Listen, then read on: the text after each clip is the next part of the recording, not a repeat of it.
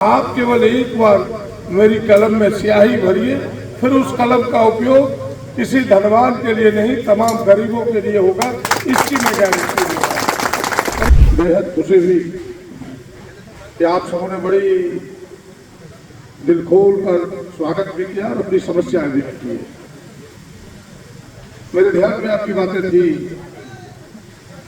मैंने पहले भी कहा था अखिलेश और एक दो लड़के हमसे मिलेगी, एक आवेदन देने से थोड़ी हमें बेहतर होता इन कामों को आगे बढ़ाने में। मैं आपको आज के अवसर पर यह जो दो समस्याएं मेरे सामने आई है, एक रोपवे चालू कराने का, हमें लगता है कि माननीय मुख्यमंत्री के नाम एक आवेदन बना करके द्वारा आप दीजिएगा। कल्पना मैडम झारखंड मुक्ति मोर्चा नेता 25 तारीख को मैडम आ रही है आपके भगवानपुर, हम वही बात करेंगे और फिर चंपईदा से भी बात करेंगे कि राज्य सरकार के द्वारा क्या अड़चन है। और मैं आपको वचन देता हूँ, जो कहता हूँ उतना करता हूँ कि आपको 2 महीने का वक्त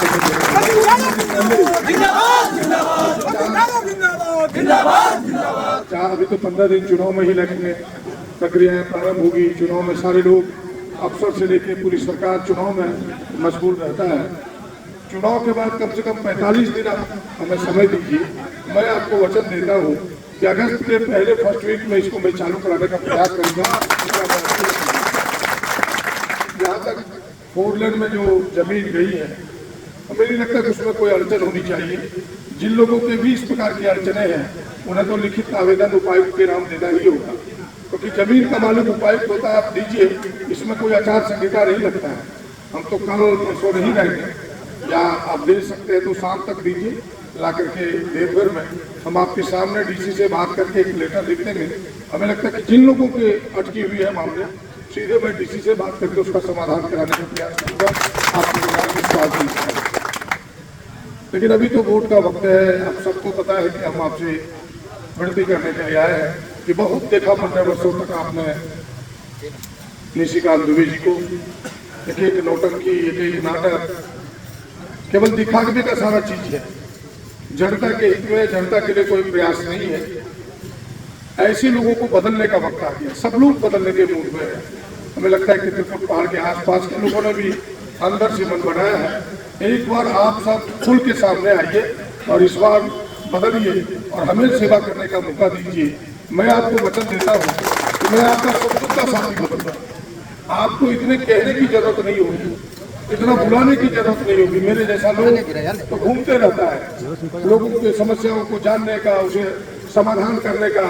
और खास करके मेरे पूरे राज्य में मेरी पहचान है गरीबों के लिए लड़ना, किसानों के लिए लड़ना, मजदूरों के लिए लड़ना, उन्हें हक और न्याय दिलाना। आप पहले भी जानते हैं कि अडानी के विरोध में एक लंबी लड़ाई लड़ी, मुझे जेल जाना पड़ा। आप देखते होंगे कि ये जो रिखिया में पावर प्लांट आ रहा था, घर उजाड़े जा रहे थे, लोगों ने मुझे बुलाया और सारी टीम हम सब गए और पावर प्लांट को भागना पड़ा। तो 25 किलोमीटर पैदल हम सबों ने एक ऐतिहासिक यात्रा निकाली थी विरोध में। तो हम तो लड़ते रहते हैं। बस आप केवल एक बार मेरी कलम में स्याही भरिए, फिर उस कलम का उपयोग किसी धनवान के लिए नहीं, तमाम गरीबों के लिए होगा, इसकी मैं गारंटी दूंगा। और ये पूरी सरकार, भारतीय जनता पार्टी की सरकार ही अमीरों की सरकार है, वो गरीबों का है नहीं। गरीबों का 10 वर्षों में एक काम नहीं हुआ, जरा हमें कोई बताए। कर्जे भी माफी हुए तो अडानी और अंबानी की, किसानों की कर्जे माफी नहीं हुई, नौजवानों को रोजगार नहीं मिला, नौकरियां धरी रह गई, 30 लाख पद खाली है। इसीलिए गठबंधन ने, राहुल जी ने इस बार कहा है कि 4 जून को रिजल्ट निकलेगा, 10 तक मेरी सरकार बनेगी।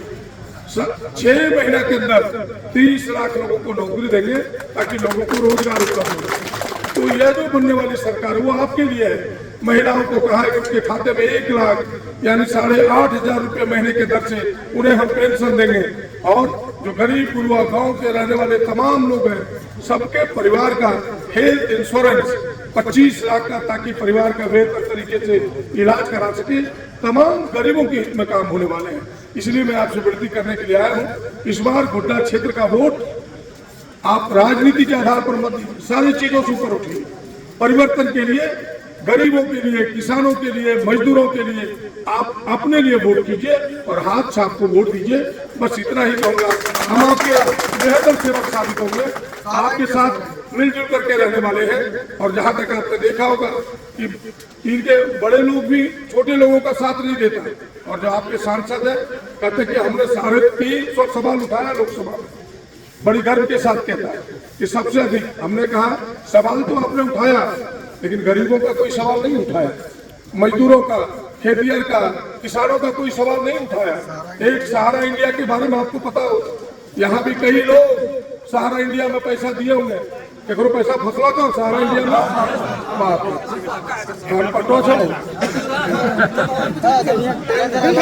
लेकिन आपने सुना 15 वर्षों से दुबे जी ने एक बार भी सहारा इंडिया के विरोध में एक शब्द बोला हो?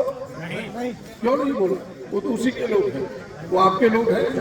वो इसीलिए लाइसेंस लेते हैं ताकि उनसे उनका चले, आपके पास ना चले, इसीलिए वो लाइसेंस लेते हैं एमपी बनने का। मैं आपसे कहने के लिए आया हूं और इस त्रिकुट पहाड़ के नीचे कह रहा हूं, और मैंने बाबा बैद्यनाथ धाम के सामने भी कहा है, बासुकीनाथ में भी कहा है कि मुझे इस बार आप सब दिल्ली जाने का मौका दो। लोकसभा में मेरा पहला कोई प्रश्न होगा तो वो होगा सहारा इंडिया से इन गरीबों के घर में कैसे पैसा वापस आए, ये मेरा कमिटमेंट होगा।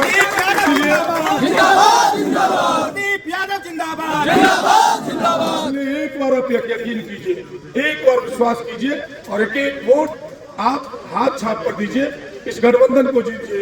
हम आपकी सेवा करने के लिए तत्पर हैं। आइए 1 तारीख को एक एक वोट, हाथ छाप, हाथ छाप, हाथ छाप।